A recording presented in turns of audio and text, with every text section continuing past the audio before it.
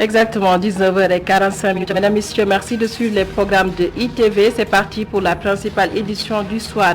Dans l'actualité ce soir, présidence de la Fédération sénégalaise de football, Maître Augustin Senghor réélu pour un 4e mandat de 4 ans. Il gagne devant Madi Touré et obtient 326 voix contre 123 à l'issue du vote. Pendant ce temps, l'UMS, l'Union des magistrats du Sénégal, attend de connaître les résultats de son assemblée générale qui de Abdou Khadr Khaoussou Diop et de Chimère Diouf va remplacer Souleymane Teliko à la tête de l'Union des magistrats du Sénégal. Le président sortant qui a bouclé 2 mandats a dressé son bilan ce samedi lors de la cérémonie d'ouverture de l'Assemblée générale. Fass perd son premier tigre. Baïgueye a livré son dernier combat dans la nuit de vendredi à samedi. Le champion est parti à l'âge de 75 ans, laissant derrière lui un monde de la lutte attristé. Des témoignages à suivre dans ce journal. Et comme samedi, article de la semaine, la rubrique hebdomadaire revient sur le différend qui oppose le médecin-chef de son assistance au ministère de la Santé et de l'Action sociale. Selon Dr Babacar Niang, dans le cadre de la riposte contre le coronavirus, des matériels du public seraient vendus au privé, des propos jugés diffamatoires par la tutelle, une affaire qui a atterri dans les locaux de la gendarmerie nationale. Le directeur de publication de Direct News invite les autorités à éclairer la lanterne des Sénégalais. Article de la semaine à suivre avec El Hadj Malik Cissé. Voilà pour les titres. Le développement, c'est juste après ceci.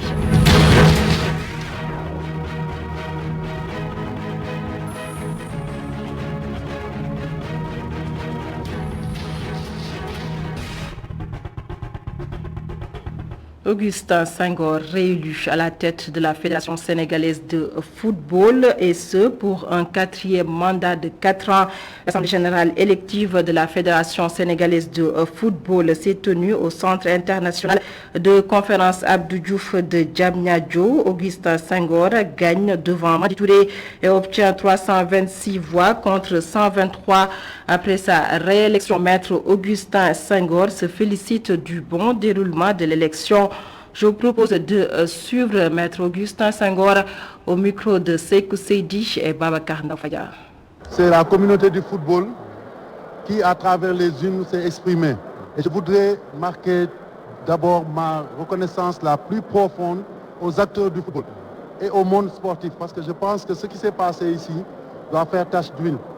Au-delà de nos personnes, Madi et moi, c'est le mouvement associatif qui a montré son identité, qui a montré sa personnalité. On voit comment s'est passée cette élection, cette campagne.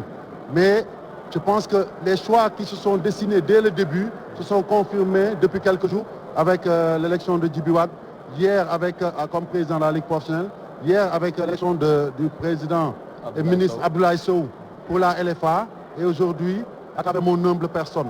Et aucun d'entre nous n'est fort. Et je l'ai dit ici, c'est le mouvement associatif, c'est le football qui pose un acte fort, qui montre qu'il s'est apprécié le travail qui a été fait à travers un bilan qui montre aussi qu'il s'est décidé pour lui-même. Et je pense que ça, c'est capital. Après le football, la lutte, ce sport bien de chez nous, est en deuil avec la disparition de Baïgueye. Le premier tigre de Fass est décédé à l'âge de 75 ans. Baïgueye, un champion qui va marquer à jamais les amateurs de la lutte sénégalaise. Le portrait du premier tigre de Fass nous est dressé par Cheikh Diop. Mohamed Ali Baïgueye, le premier tigre de Fass a perdu son dernier combat. Baïgueye est parti à jamais. Il est sans doute le meilleur lutteur de sa génération et l'un des lutteurs sénégalais qui ont écrit l'une des plus belles pages de l'histoire de notre sport national. Né le 15 janvier 1946 à Dakar, Baïgueye a d'abord intégré l'armée. À sa libération 18 mois plus tard, il embrasse pour de bon la lutte et devient ainsi l'une des figures emblématiques de la lutte avec frappe au Sénégal. D'ailleurs, le surnom de tigre de Fass lui a été donné par un collaborateur du quotidien national du nom de Yamar Diop. C'était le 14 juillet 1968, lors de son combat épique face à Sandiambour aux arènes Maricham. L'écurie de Fass a connu 3 tigres de Fass, dont Baïgueye lui-même, qui reste le premier lutteur fassois à porter ce surnom avant Moustapha Gueye et Gris Bordeaux. Baïgueye est un athlète qui a marqué à jamais l'histoire de notre sport national. Technique, brave et courageux, Mbaye Gueye dernier des foules composées essentiellement de ses admirateurs qui venaient des 4 coins du pays pour assister à ces combats spectaculaires. Mais en dehors de ses face-à-face rudes et de ses sacres historiques, Mbaye Gueye se distinguait également par son célèbre bac effectué avec des pagnes nouées autour des hanches. Il est aussi considéré comme un modèle pour plusieurs générations de lutteurs. Des combats mémorables, Mbaye Gueye en a disputé tout au long de sa riche carrière. D'ailleurs, le principal concerné s'est rappelé de l'un d'entre eux. Mon plus grand combat, je l'ai disputé le 2 février 1969 contre Robert Diouf au stade Iba Mar Diop. À cette époque, Robert était considéré comme Tyson et tout le monde voulait le battre. Un combat où je l'ai surprendre tout le monde en remportant la victoire. Au coup de sifflet, j'ai attaqué pour frapper et Robert Diouf est tombé KO. Ce fut une grande victoire pour moi et tous mes fans. Je ne l'oublierai jamais. Félicitations. De la même manière, l'écurie Fass ainsi que le monde de la lutte n'oublieront jamais ce technicien Robert. Son combat contre Double S en 1977 sans verdict continue de défrayer la chronique. Mbaye Gueye restera dans l'histoire des arènes sénégalaises comme le premier lutteur à avoir signé avec le promoteur Bassirou Diagne Marème Diop, qui deviendra par la suite le grand serigne de Dakar, un combat d'1 million de francs CFA pour affronter Robert Diouf. À 75 ans, le Tigre de Fass est tombé des suites d'une longue maladie, laissant derrière lui un monde de la lutte orphelin de son champion et de ses prestations mémorables.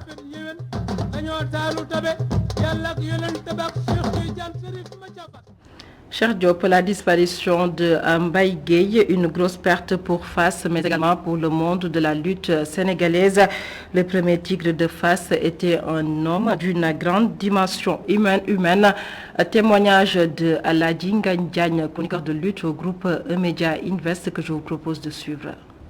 Mbaye Gueye tigre de Fass ñun mën nañu am lu ñu wax ci moom ndax daf ñu marqué ci wàllu làmb te turam aussi dañ ko màggale. Mbaye Gueye, le tigre de Fass, a marqué notre génération. Nous avons grandi avec son épopée. Vers les années 1970, jeunes, nous fréquentions Fass. Bien vrai qu'à l'époque, ce n'était pas facile de s'y rendre car c'était un quartier très difficile d'accès. Nous entendions également nos parents, nos oncles parler de lui, de ses performances dans les combats de lutte.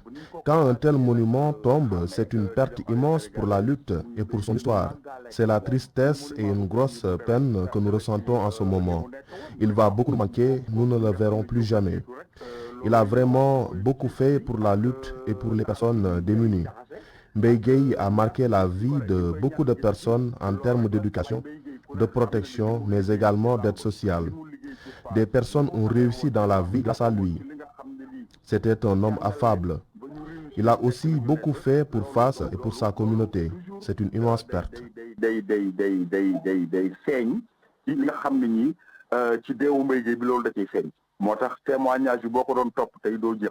Les propos de Aladi Ngagne Diagne, recueillis et traduits par Mame Abdou Gueye Kassé. Et puis le chef de l'État, Macky Sall, a aussi rendu un hommage au premier tigre de Fass. Je cite, « Je suis peiné d'apprendre le décès de Mbaye Gueye, premier tigre de Fass. Je rends hommage à un valeureux sportif qui, par sa bravoure légendaire, a marqué à jamais la lutte sénégalaise. Mes condoléances émues à sa famille ainsi qu'au monde du sport. » Tweet signé le président de la République, Macky Sall.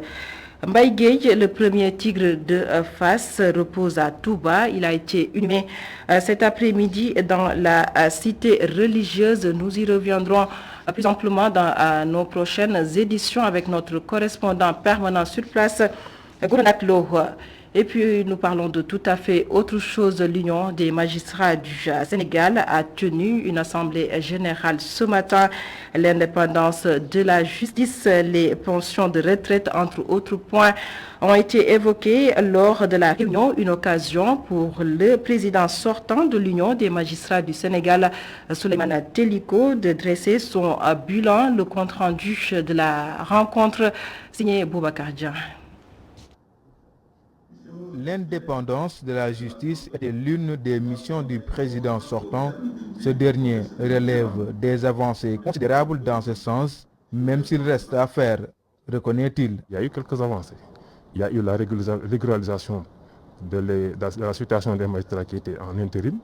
Il y a eu également un début d'objectivation des mesures de nomination, puisque beaucoup de magistrats qui étaient marginalisés, qui étaient restés longtemps sans avoir été nommés, ont pu être nommés grâce à l'application d'un critère plus ou moins objectif. Donc ça, dans la pratique, on peut considérer qu'il y a quand même des balbutiements. Mais ce qui est évident, c'est que le fond de notre réforme, qui consiste à dépouiller les prérogatives de l'exécutif, à réduire les prérogatives de l'exécutif pour renforcer l'institution judiciaire. On peut dire que de ce point de vue-là, il n'y a pas eu réel changement. Des avancées notoires certes, mais la question de la retraite reste l'épine dorsale de la revendication.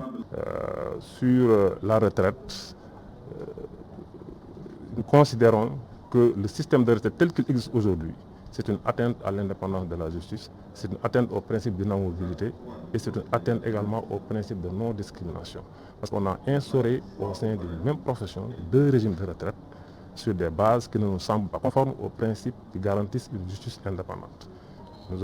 L'UMS a toujours dénoncé ça. Bien avant nous, quand nous sommes venus aussi, nous l'avons dénoncé, mais le système est encore sur place. Mais nous espérons que l'équipe qui sera là pourra faire avancer les choses. Une justice à deux vitesses déplore certains. Souleymane Teliko, lui, déclare que la justice sénégalaise est crédible. Moi, je suis bien placé pour le dire. Je l'ai dit dans mon discours. Au Sénégal, nous avons une chance énorme. Nous avons des ressources humaines de très très haute qualité. Des magistrats, des femmes et des hommes, une compétence rare, une intégrité à toute épreuve. Et je dis toujours que les magistrats européens n'ont pas plus de mérite que nous. Le seul mérite, c'est d'évoluer dans un système beaucoup plus encourageant, un système beaucoup plus transparent qui permet de donner à chacun sa chance. C'est peut-être ça qu'il nous manque. Après 2 mandats de 2 ans à la tête de l'Union des magistrats du Sénégal, Souleymane Teliko cède son fauteuil. Abdou Khadre Khawsu Diop, secrétaire général de l'équipe sortante, et Chimère Diouf sont les 2 magistrats candidats à l'élection du président de l'Union des magistrats du Sénégal, UMS. Boubacar Dieng, riposte contre le coronavirus. La cité religieuse de Touba multiplie ses stratégies. Une collaboration entre la brigade spéciale des services d'hygiène et l'UNICEF a permis de renforcer le dispositif sanitaire dans les structures de santé. On rappelle que depuis l'apparition du patient zéro, Touba a enregistré 130 décès liés à la pandémie de Covid-19. Sur place, la correspondance de Gorandaklo. Lutter efficacement contre l'avancée de la pandémie de Covid-19 à Touba, priorité de la brigade spéciale des services d'hygiène qui a bénéficié de l'appui de l'UNICEF pour doter du matériel sanitaire au district de la cité sainte de Touba. On a choisi au fait les structures sanitaires, il y a beaucoup de personnes qui fréquentent ces structures-là. Donc je pense que c'est normal quand même de mettre en place ces kits pour créer une rupture de la chaîne de transmission, du moment que la fréquentation elle est importante, mais également protéger le personnel même de la structure. Donc je pense que le choix est bien porté par rapport à 30 structures. Vraiment, donc c'est une forte population qui fréquente ces structures-là. Donc on pouvait faire meilleur choix que de donner à ces structures sanitaires, donc les kits d'hygiène pour se protéger pour lutter efficacement contre la Covid-19. Un geste hautement magnifié par le médecin-chef du district sanitaire de Touba, Dr Ndemaguet Diop, salue l'engagement des soldats de l'hygiène qui ne cessent de participer à la réponse contre la propagation du coronavirus. C'est un équipement qui nous permettra vraiment d'être dans les normes en termes de prévention des infections et de rupture de la transmission du Covid-19 qui actuellement, on le sait, avec ce variant Delta est en train de se transmettre de façon très rapide avec des cas graves et vraiment des décès. Donc c'est un appui qui vient vraiment à son heure avec tout ce qu'il faut pour assurer un lavage systématique des mains pour les entrants. Tous les patients qui arrivent dans la structure, mais aussi du savon, du gel et même des pulvérisateurs pour désinfecter les locaux et vraiment assurer une bonne gestion de cette pandémie au niveau des structures et réduire surtout la contamination du personnel. À Touba, la courbe de contamination au coronavirus poursuit son ascendance avec déjà 2065 cas confirmés depuis le début de la pandémie, dont 1676 patients contrôlés négatifs et déclarés guéris et 130 décès liés au Covid-19. Gorandaklo à Kaolack également, l'Alliance nationale des communautés pour la santé s'est engagée dans le combat pour éradiquer la pandémie à Covid-19. La NCS a mobilisé les religieux pour une campagne de sensibilisation, une sensibilisation qui vise à inciter les populations à aller se faire vacciner. Sur place, la correspondance de Adam Assara. L'Alliance nationale des communautés pour la santé engage les religieux dans la lutte contre la propagation du coronavirus à Kaolack. À travers cet atelier, imams et évêques sont sensibilisés pour mieux cerner l'évolution de la maladie. Nous comprenons tous que les fidèles sont très réceptifs aux messages qui peuvent venir de l'imam, aux messages qui peuvent venir de l'évêque. Donc ici, nous avons réuni les évêques et les imams pour leur donner plus d'informations, plus de capacités et plus de moyens de communication sur ce qu'ils devront dire à la communauté afin que ces dernières puissent respecter davantage les mesures barrières, mais également à se mobiliser pour que toute la population sénégalaise soit vaccinée. Les autorités médicales de la région saluent l'initiative. Selon le représentant de la région médicale de Kaolack, l'implication des hommes religieux est importante. Je pense que cette orientation des religieux est très importante dans le cadre de la communication, surtout la CRE, n'est-ce pas? Parce que c'est des porteurs de voix, c'est des hommes qui sont en contact permanent et tout le temps avec les populations et à différents niveaux, soit au niveau de la pratique religieuse, mais également au niveau d'autres pratiques qui sont coutumières chez nous, telles les baptêmes, les funérailles. Ces religieux apprécient. Ceux qui sont réticents à la vaccination, moi, je leur dirais, alors que c'est référez-vous quoi, parce que ce sont des musulmans. Dieu nous dit, si vous ne savez pas, référez-vous à ce qu'ils savent. Et il faut avoir confiance à nos médecins, qui ont les mêmes diplômes que ceux qui sont à l'étranger. Alors, je ne pense pas que les médecins nous orientent vers ce qui nous fait mal, vers ce qui détruit notre santé. Le vaccin, nous avons vu quel est aujourd'hui l'impact. Et avec toutes les communications, de toutes les manières et de tout le monde, il y en a qui sont contre, il y en a qui sont pour. Les réseaux sociaux nous en donnent des vertes et des pas mûres. Et on ne sait plus à quel sens se vouer. Il faut revenir à la confiance. Je pense que les chefs religieux, les guides religieux peuvent faire revenir la population à la confiance. Depuis l'apparition de la troisième vague de la pandémie de Covid-19, la région de Kaolack a enregistré 308 cas, dont 11 décès. Adam, à présent, le communiqué du ministère de la Santé et de l'Action sociale sur la situation épidémiologique au Sénégal. 10 décès enregistrés hier vendredi. 65 patients sont pris en charge dans les services de réanimation. Notez également que 648 nouvelles contaminations ont été enregistrées sur 4050 tests réalisés. À ce jour, 410 patients ont été contrôlés négatifs, donc déclarés guéris. À ce stade du journal, le reportage du jour, un reportage qui s'intéresse au métier de taximan. Ils sont souvent accusés d'être complices avec des malfaiteurs. Le dernier cas en date, le taximan qui a transporté le corps sans vie de Lobendiaï, la jeune fille qui a été tuée dans la banlieue de Dakar. Dans ce sujet, des taximans se lavent à grande eau et exposent les difficultés auxquelles ils font face. Un sujet signé à Diouf. Tant qu'ils espèrent avoir des clients, les taximans parcourent les rues de Dakar. Certains d'entre eux affirment rencontrer des fois des problèmes avec les bagages des clients, vu qu'ils n'ont aucune idée de leur contenu. Abdoulaye Niang considère que cette situation est inévitable. Des fois, des clients, mon sac. Nous sommes mal placés pour vérifier les bagages des clients. En tout cas, je ne le fais pas. Certains clients refusent même que l'on touche à leurs bagages. Même son de cloche pour ce taximan, il estime qu'il faut s'en remettre à Dieu. Parce que le bagage, De ma part, je ne l'ai jamais vécu. À notre niveau, nous n'avons pas ce droit. Je remets tout entre les mains du bon Dieu. Depuis que son ami a vécu cette situation, ce taximan se méfie et demande à ses collègues de rester prudents.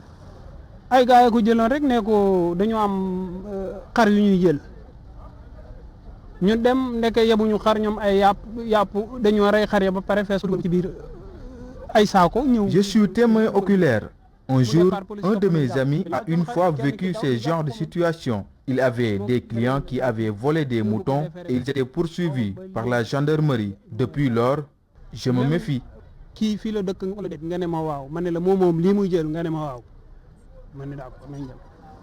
La plupart de ces taximans estiment qu'il faudrait éviter, voire même refuser certains clients, surtout vérifier les bagages, leur accoutrement et rester vigilant. Diouf, place à présent la rubrique hebdomadaire article de la semaine. Dans ce numéro, le journal Direct News est revenu sur les révélations du docteur Babacar Niang devant le jury du dimanche de Mamoudou Ibra Kane.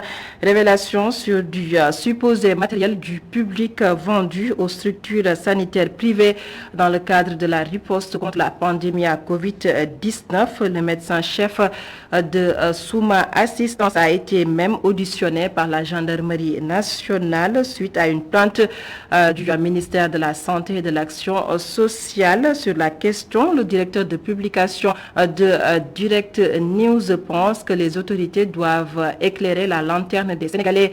Article de la semaine, l'affaire de El Hadj Malick Cissé.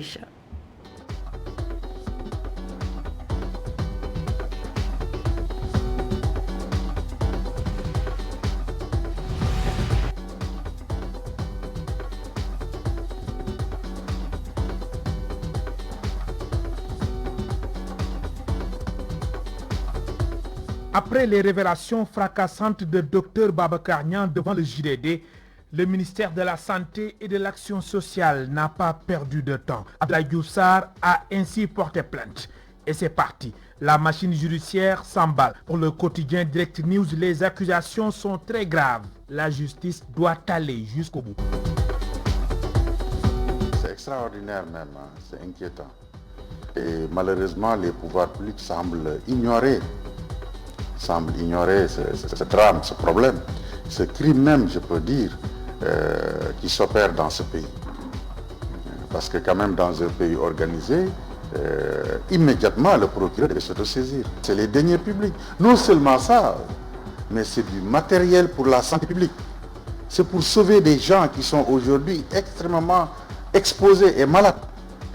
Donc si on vole ce matériel, c'est un crime, et un crime organisé. Donc aujourd'hui, le président de la République même devait aujourd'hui et maintenant sanctionner et demander à ce qu'une enquête soit ouverte.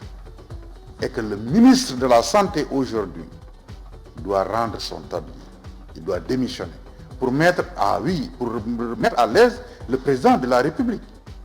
Le médecin-chef de Souma Assistance maintient toujours ses propos tenus sur iRadio et ITV. Le docteur Babacar Niang affirme que des patients payaient l'oxygène jusqu'à 900 000 francs CFA.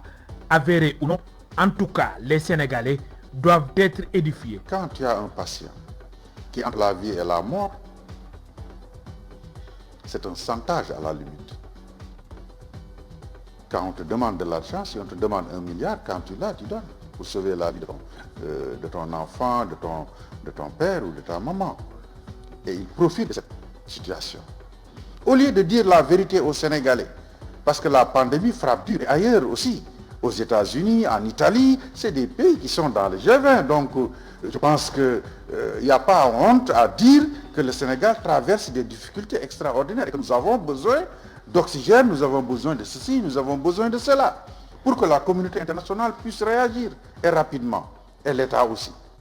Au même moment, on constate un ouf de soulagement à propos de l'approvisionnement en oxygène des cliniques privées.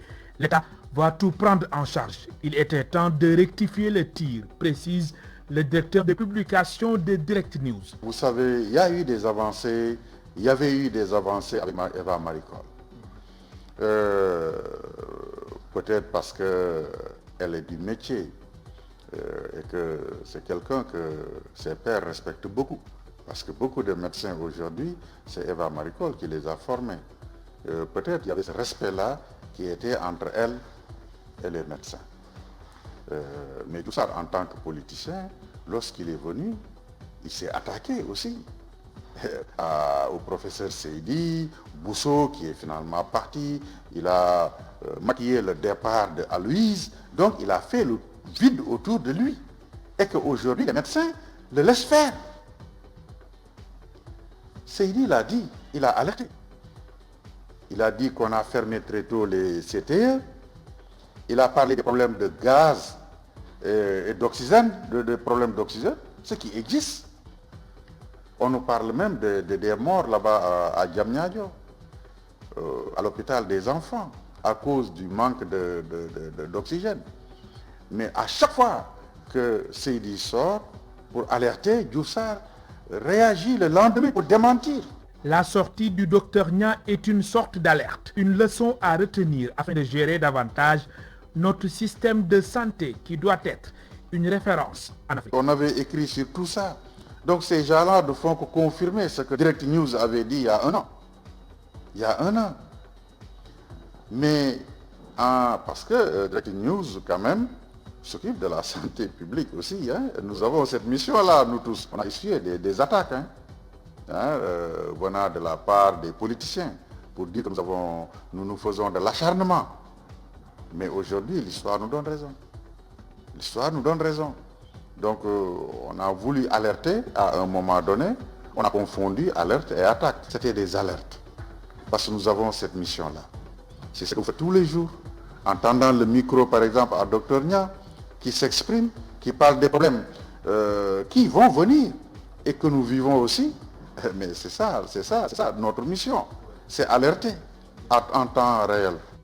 Matériel du public vendu aux structures sanitaires du privé, oxygène vendu aux malades en détresse, voilà entre autres les allégations du docteur Babacar Nia. L'avenir nous édifiera sur ces propos diffamatoires selon la tutelle, des propos de nature à porter le discrédit sur les efforts déployés dans le cadre de la lutte contre la pandémie au Sénégal.